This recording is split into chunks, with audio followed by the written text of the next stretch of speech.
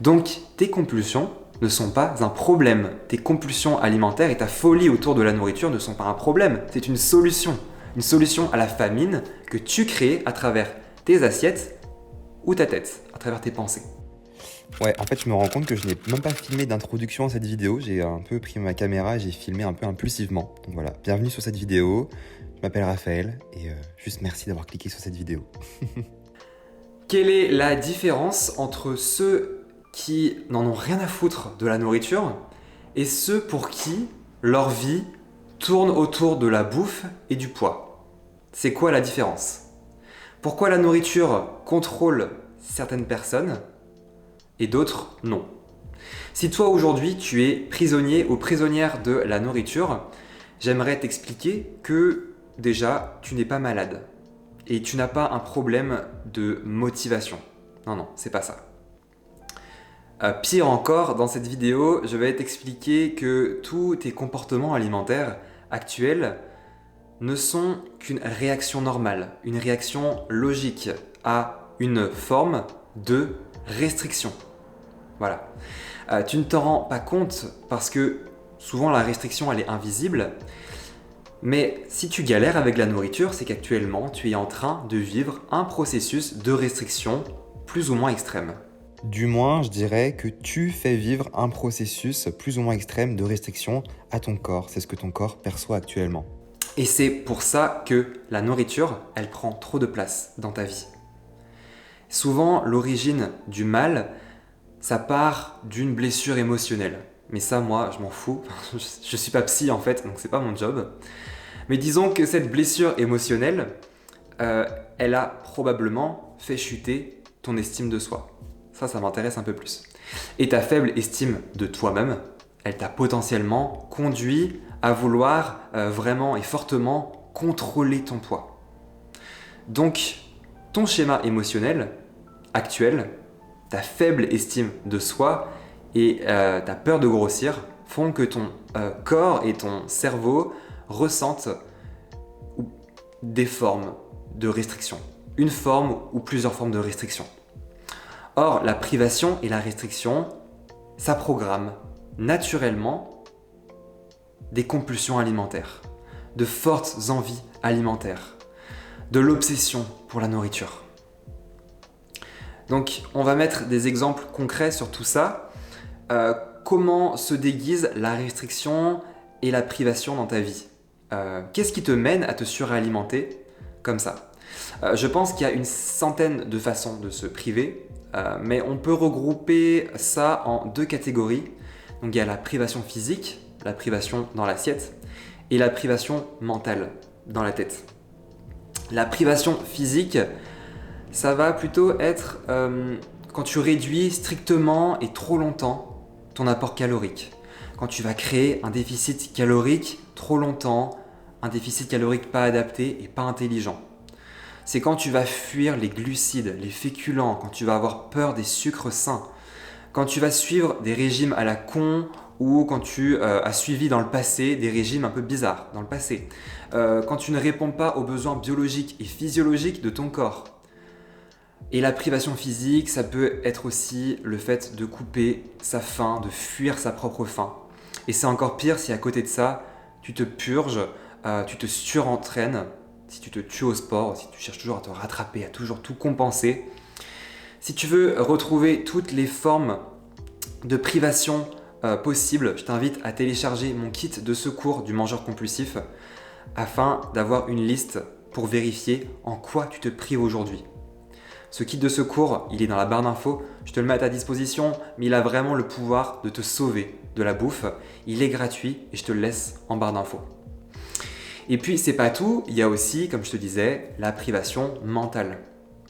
La privation mentale, c'est toutes les arrière-pensées parasites que tu as vis-à-vis de tout ce que tu fais avec la nourriture.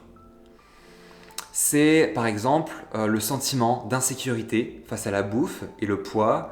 C'est le fait de vouloir être toujours parfait et être toujours cohérent avec la nourriture.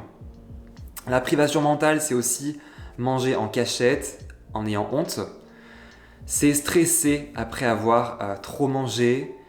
c'est prévoir de manger moins ce soir pour se rattraper, c'est juger et s'inquiéter vis-à-vis de ses comportements alimentaires, c'est suranalyser en permanence et trop réfléchir à comment on peut se priver en fait, comment se priver demain.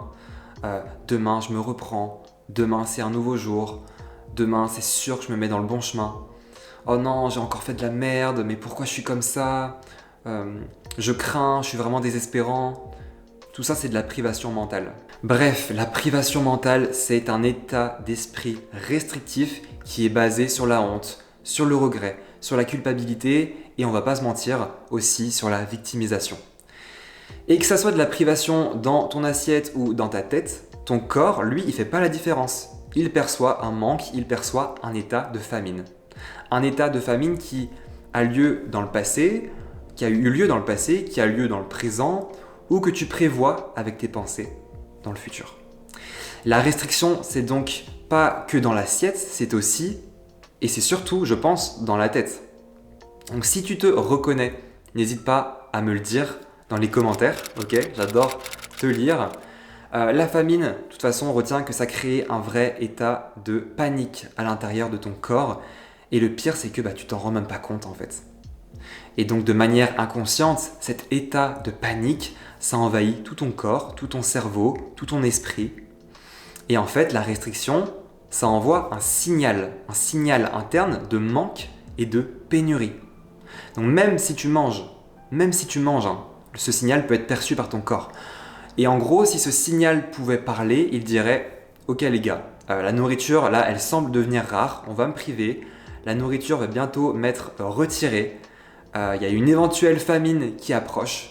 Donc il est temps de penser à la nourriture, il est temps de faire des stocks de bouffe. » Et c'est ça qui est assez fou, c'est parce que certaines personnes vont en fait se mettre à remanger des aliments comme des muffins, des cookies ou des Kinder, et finalement vont être toujours dans la privation mentale et vont continuer de se priver. Ils vont pas comprendre pourquoi ils ont toujours des comportements bizarres avec la nourriture.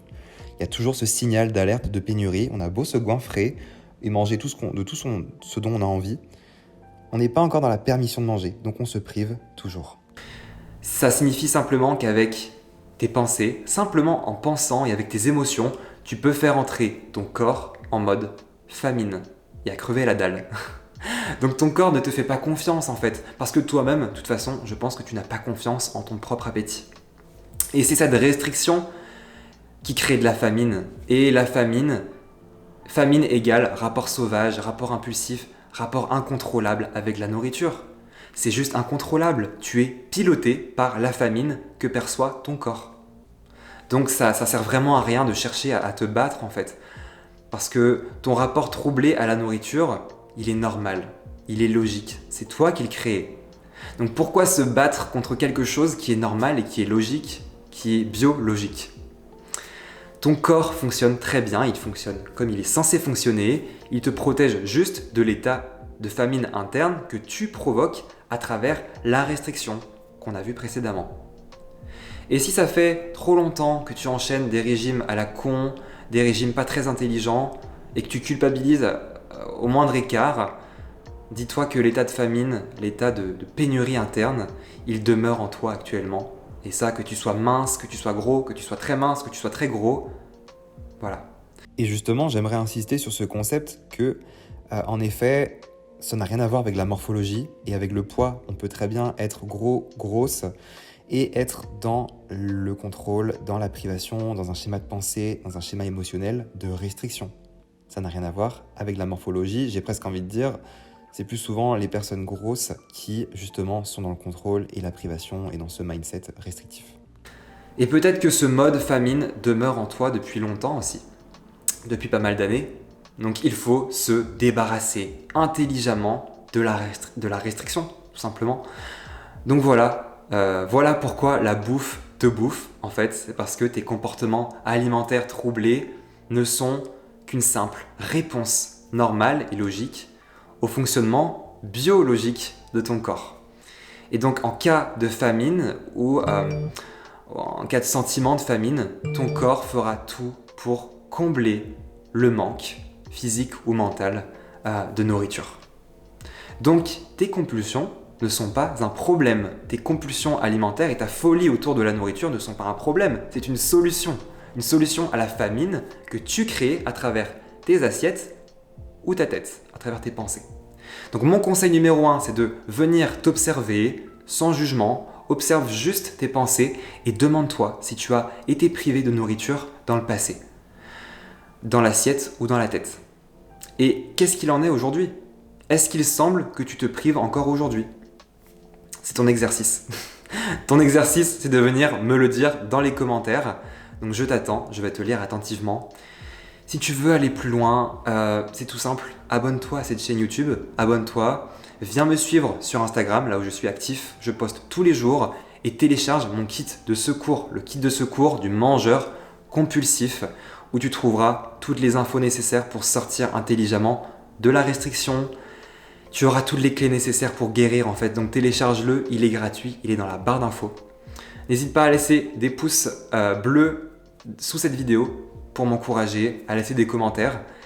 Et puis je te dis à très bientôt dans une prochaine vidéo. Ciao.